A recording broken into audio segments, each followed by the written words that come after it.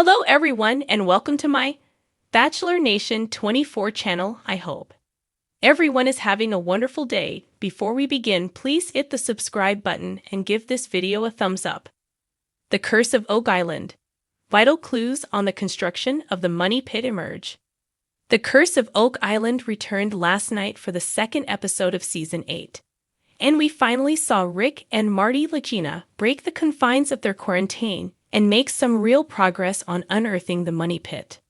The biggest news to hit the island this week, apart from Rick and Marty's return, came from the excavation of a mysterious stone structure discovered at Lot 15, not far from the money pit area.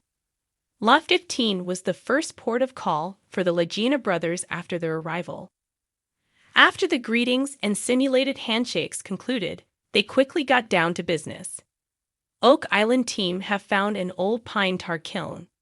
Archaeologists David McGinnis and Aaron Taylor explained that they recovered an old pine tar kiln. These kilns were used mainly for marine purposes, mostly to waterproof ships. However, and most crucially, they could also be used to waterproof tunnels. According to David and Aaron, the quantity of charcoal deposited in the area points to repetitive and continuous burning. They believe the kiln was fairly makeshift and was constructed in great haste, but was used to build something big. Perhaps this kiln was constructed by people who needed to bury treasure in a hurry. Laird Niven pointed to the old legends that say Daniel McGinnis, David's ancestor, and his team, who found the money pit in 1795, were first attracted to the island after seeing lights at night. Laird says the lights may have come from the burning kiln. What's more, the guys are pretty sure there's a tunnel underneath Lot 15, and one they think leads directly to the money pit. As always, the guys are gonna need a bigger excavator.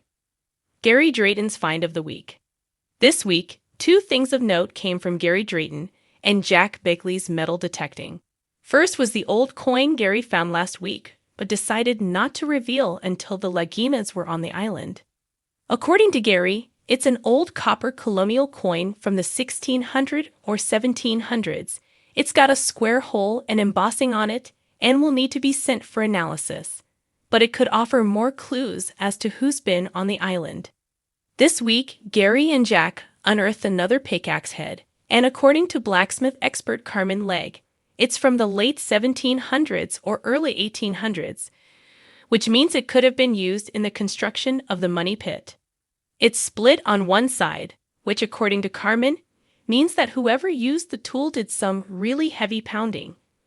It seems like the guys are starting to make real progress on finding the money pit as more and more evidence of its construction is starting to emerge. In the misty shroud of a new day, Oak Island's ancient oaks creaked and groaned under the weight of history, their gnarled branches whispering secrets long buried beneath the soil. The ground, a patchwork of excavations, bore witness to centuries of hope, obsession, and despair as treasure hunters, historians, and skeptics alike have sought to unravel the mystery of the money pit. But today was different. Today, the island itself seemed to breathe, as though the earth were on the verge of revealing something vital, a clue that might finally unlock the mystery of the money pit's construction.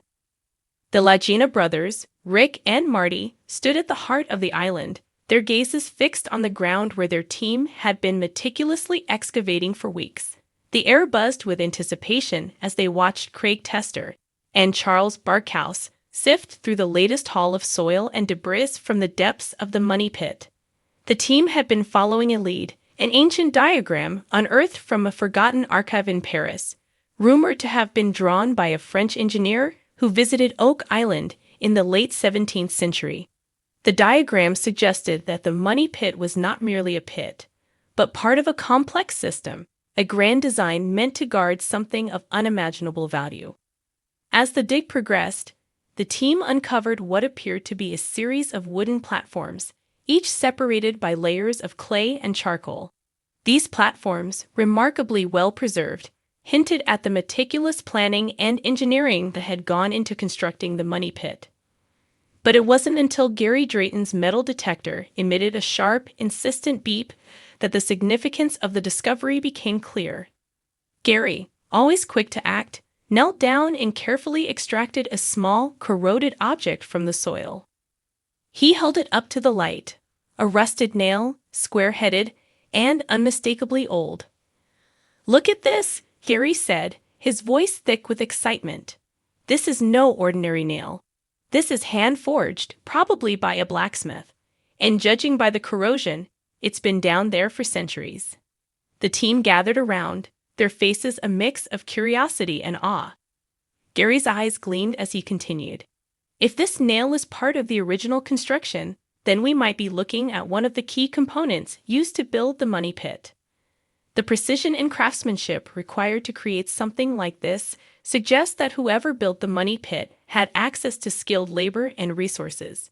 This wasn't the work of a few pirates burying treasure in a hurry. This was a carefully planned and executed project. Rick Levima nodded, his mind racing as he considered the implications. The discovery of the nail, combined with the diagram and the wooden platforms, pointed to something far more sophisticated than they had previously imagined. Could it be that the money pit was not just a treasure vault, but part of a larger, perhaps even symbolic structure? The team continued to dig, each new discovery adding another piece to the puzzle. Layers of charcoal, used to prevent rot, suggested that the builders had intended for the structure to last for centuries. And then, as the sun began to dip below the horizon, casting long shadows across the island, they uncovered something truly extraordinary: an intricately carved stone, embedded deep within the walls of the pit. The stone bore a series of symbols, worn smooth by time but still discernible. Rick traced his fingers over the carvings, a mixture of excitement and reverence in his touch.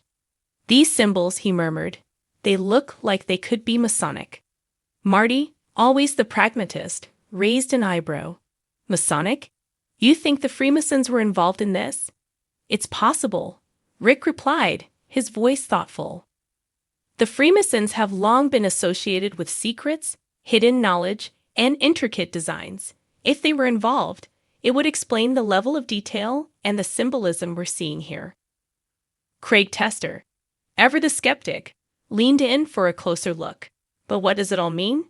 Why go to such lengths to hide something here? And what exactly were they hiding?" The questions hung in the air, heavy with the weight of history and speculation. The team knew that they were on the brink of something significant, but the answers still eluded them. As they carefully documented the stone and its carvings, they couldn't shake the feeling that they were standing at the threshold of a monumental discovery. The night fell, and the island was bathed in the silver light of the moon. The team gathered around the fire, their minds racing with possibilities. Rick, his eyes reflecting the flickering flames, spoke softly, almost to himself. If the money pit was built by the Freemasons, or by someone with their knowledge, then it wasn't just about hiding treasure. It was about creating something enduring, something that would stand the test of time, both physically and symbolically. Marty, ever the engineer, nodded slowly.